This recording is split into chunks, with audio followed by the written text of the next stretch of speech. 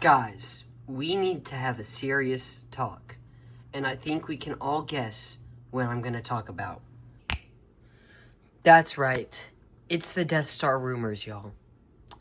Never thought this day would come, but we do have our first $1,000 set. Is our first $1,000 set going to be a complete Death Star? Well, that's a silly question. Because no, it's not. We need to address the allegations stacked against LEGO. And what the heck is happening with our $1,000 Death Star? Alright, before we get into all of this, I just want to say, you're going to need a snack. And you're going to need a drink. So go ahead, get a drink because it's outrageous. And you're just going to need a snack to indulge all this.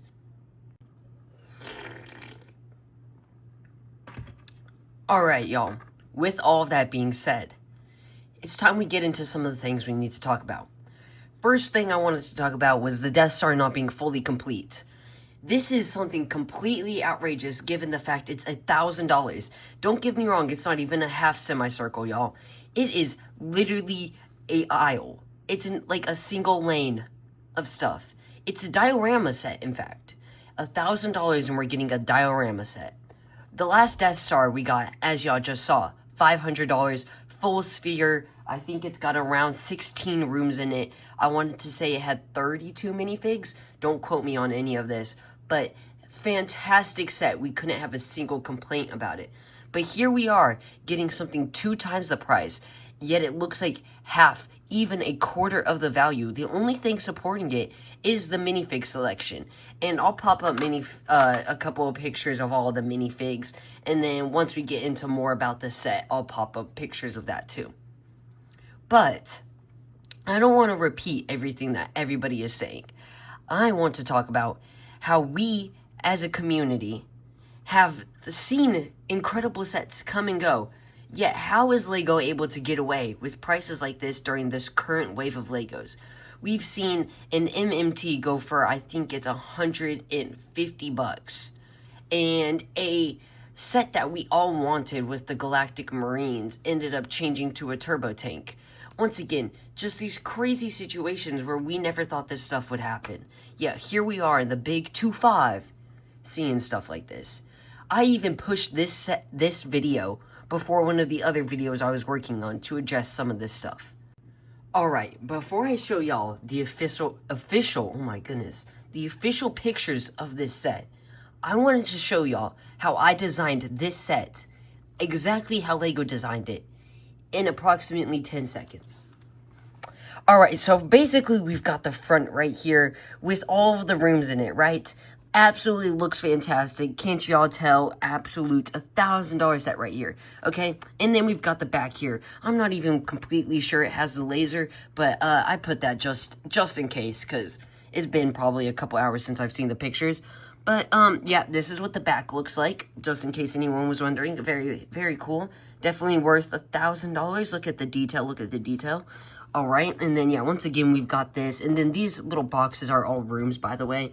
But yeah, just to show you how simple this set was. I was able to draw this in, yeah, like 5 seconds. So, gotta love that. But now we'll go ahead and pop up some of the pictures. And y'all can tell me how close it looks to this. Anyways, I wanted to talk about a few other things. I wanted to talk about the minifig selection we've got going on here. We've got some incredible minifigs, I'm not going to lie to you. We've got some minifigs that are worth hundreds of dollars currently. Like, we have a Grand Moff Tarkin that's going to be in the set. But, question of the day is, did we get any improvements on the minifigs? Did we get any upgrades? Or are we seeing anything that is phenomenal that would justify this $1,000 price tag? Well, once again, come on, this feels like a no-brainer. The answer is no. Why would the answer be yes in the big 2.5? I don't know. But we have no upgrades. Simple minifigs like C-3PO with dual-molded legs doesn't exist. Because why would it? It's $1,000 and we only got a dual-molded one in a $200 set. So, you tell me, where do the numbers come from? How does the math? I don't know. They are squeezing every single cent out of this set. And if you are going to buy this set, don't worry, you'll be getting your value only in the minifigs. potentially that is where the value is going to be. Because I can guarantee you, years from now, whenever people are looking to get this set potentially again, if that even ever comes around, it's going to be those minifigs that are going to be worth it. Because there is a few exclusive minifigs in here, but most of the minifigs are going to be reprints of, not even, like, literally exact carbon copies of previous sets we've had. So they're only going to be recopies of those, which, don't get me wrong, I'm happy to see that maybe they'll go down a price in a little bit, because I think currently Grand Moff Tarkin is, like $120, so maybe he'll go down to like 50, but really no telling. It does come with an Imperial shuttle, which, let me grab mine real quick, is a pretty good inclusion to have in it. It's not going to be as big and probably as detailed as this one, but I still think it's nice that they did include that. So brownie points for them for doing that. But it doesn't change the fact that you're getting a box at $1,000. Yes, they do advertise this as a diorama set, but we've all seen some pretty cool diorama sets, right? Not just me. Like, I would have bought the Pod Racer set any day. That was a justifiable price. It looked cool. It had a lot of detail, even though it was in the desert. And yeah, overall a decent set. But here we are, getting a $1,000 version of that, right? What do you think that would pick? Imagine that, $1,000 pod racing set. They would have done every single pod racer. We would have had the entire stands. We would have had incredible minifigs. It would have been on point. It would have been an actual solid set. Yet here we are with $1,000, and we're getting a box for a set. Once again, you tell me how the numbers make sense. Alright, so now we're going to talk about the set itself. The set itself, honestly, if you're looking at it from the one side that has the detail in it, it doesn't look half bad. We have a few rooms, as y'all will be able to see. Y'all can see the Imperial shuttle, and I think this is supposed to be a combine of the first Death Star and the second Death Star. Correct me if I'm wrong in the comments. But it does look decent in terms of the rooms you get and the scenes you'll be able to make. So yeah, they did do well on that delivery of it.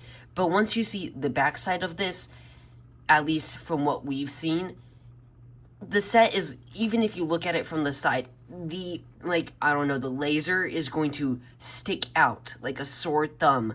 Like, it's gonna look like that sore thumb got jammed in a door and then you pulled it out and it was freaking purple. You know what I'm saying? Like, this set does not look anywhere near the way it should look.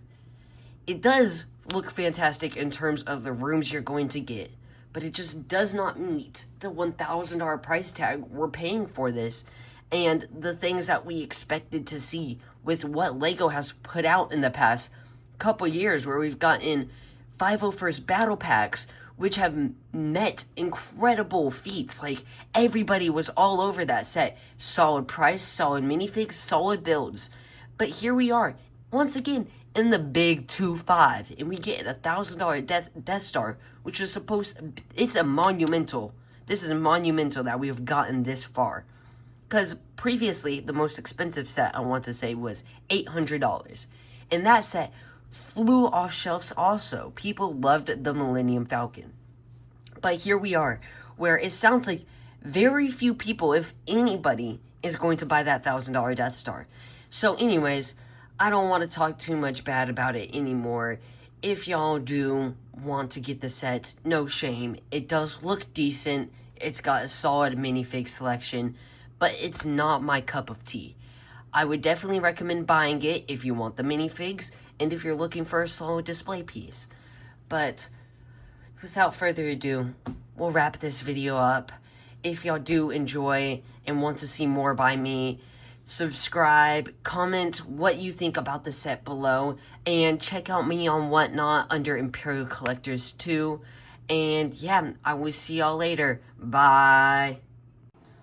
One more quick little thing I wanted to put in was, after I talked to a few people, I wanted to share y'all their opinions just in case y'all want to see some other visions of what people are thinking. But it sounds like a lot of people are liking what they have, I don't know, done. And in terms of them saying it was a diorama set, they did deliver that very well. I did not think about that, but they did say this was a diorama set, which they have hit nail on the head. It looks exactly like that. But it sounds like people are just going to be having a hard time saying, oh, that's a huge set for a diorama. You know what I'm saying? Like, yes, it meets the display piece, but it's going to be hard to display that piece, if you know what I'm saying. Sounds like people love the minifig selection, and a lot of people were saying this is similar to the Cloud City set, but we will see what comes of it.